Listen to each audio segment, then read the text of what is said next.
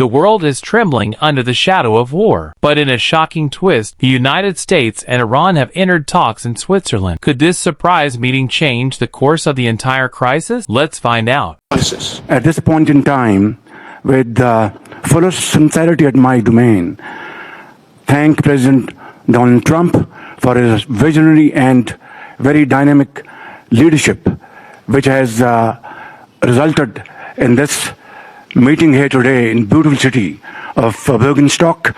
And I think here we are going to have wonderful discussions which will lead to hopefully very productive results in times to come.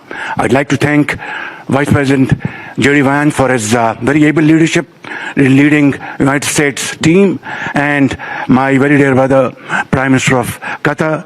He's like a very real and dear brother. And of course, Field Marshal Saeed Asim Munir, his outstanding role, very consistent, and he showed huge amount of perseverance and patience. And I think together, all these efforts have culminated here in this wonderful Schönes-Bergen, and it's really very wonderful to be here. And hopefully when we go back to our homes, we'll have some wonderful paper in our hand which will both promote peace, progress and prosperity around the globe. Thank you very much. Thank you. Vice President, would like to say a few words? Thank you, Prime Minister. Wonderful. Well, I'll say just a few words here. And first of all, I have some notes of appreciation. First of all, I want to thank the President of the United States, who sends his best to all the great leaders assembled here, because he's empowered us to find a diplomatic resolution to a host of issues that matter to the American people, but I think the world. The opening of the Strait of Hormuz, the ending of the Iranian nuclear program, all of these things have already been accomplished. The question before us now is how much more can we accomplish together? Can we turn over a new leaf? Can we change relations in the Middle East permanently? Or do we go back to doing things the old way, which is not our preference, but is certainly very much something that can happen. I have a few other notes of appreciation. First of all, to the Prime Minister of Pakistan, a dear friend of the President's, a dear friend of mine, a guy who has been, with his leadership and his very careful and skilled negotiation, has got us to this point. To his Field Marshal in Pakistan, Asim Munir, I will say that since Field Marshal Munir welcomed us with the Prime Minister in Islamabad, I have joked that I have two very, very important people in my life, an Indian and a Pakistani. The Indian is my wife, and the Pakistani is Field Marshal Munir. And I've probably talked to Field Marshal Munir more than I've talked to anybody else over the last 3 months. We would not be here without his statesmanship. He is, of course, a great military leader, but I think he's shown himself to be a great diplomat.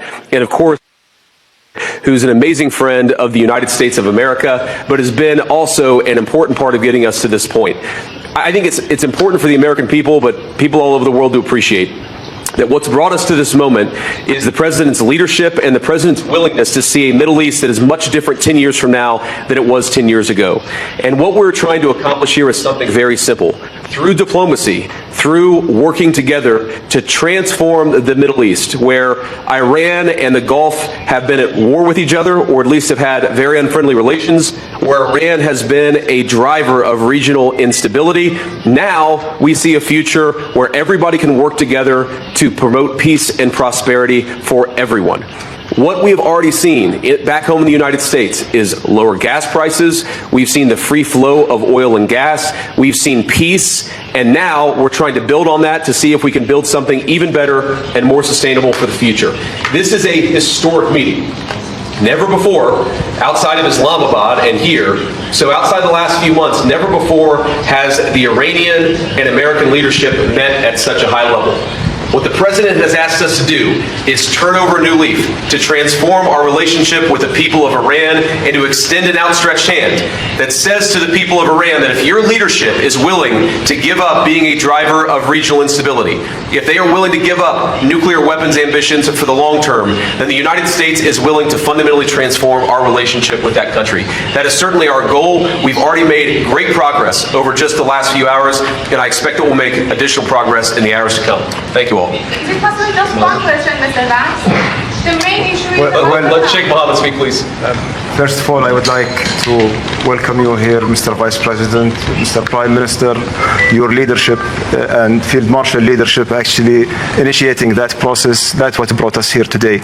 I think that every one of you has highlighted how important is this meeting, how historic is that event, and how significant is that agreement, not only on the security of the region, but also for the security of the world and for the global economy. What we have done and what we have achieved, we wouldn't achieve it without the dedication and the hard work that was done by you, Mr. Vice President, and Mr. Steve Witkoff and Jared Kushner, Prime Minister and Field Marshal, and also on the Iranian side, Dr. Ghalibaf and Dr. Araqji. I would like to thank all of you for your leadership and determination that put us in this room, and this is not really the main celebration. Our celebration when we reach the ultimate agreement. Hopefully this is just the beginning, and I wish everyone all the best. Qatar will stay dedicated to this partnership to support these mediations until the end, until we reach a solution. We will always be a partner in bringing more peace, prosperity, and hopefully better future for our region. Thank you very much. Thanks, Sheikh. So guys, we'll take just a couple of questions, and then we're going to have to kick out the media and get started with the hard work. Go ahead. Vice President, thank you. Do you have a message for Prime Minister Netanyahu with regards to Israel's military operations in Lebanon? Well, first of all, we've seen great progress over the last just couple of days in ensuring that the ceasefire holds in Lebanon. These things are always a little bit messy. If you go back to how much was happening 3 months ago and compare it to 3 weeks ago, great progress has been made. If you go back to 3 weeks ago to 3 days ago, additional progress has been made. The president has committed us to see a full regional ceasefire. We found great partners in working with the Qataris, the Pakistanis, our friends in Israel. We're all working towards regional peace. There, of course, are going to be sometimes disagreements about precisely how to get there, but I actually feel great about where we are in Lebanon. There's still some additional wood to chop, but we're going to keep on working at it. The question over here. Realistic. Are you ready to stop genocide in Lebanon? As you know, your alignment, Israel, has something like genocide in Lebanon. The main issue is stopping this.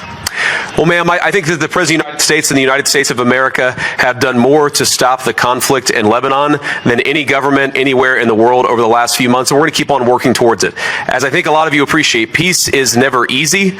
Peace always requires a little bit of work. It always requires a little bit of give and take, but the President of the United States is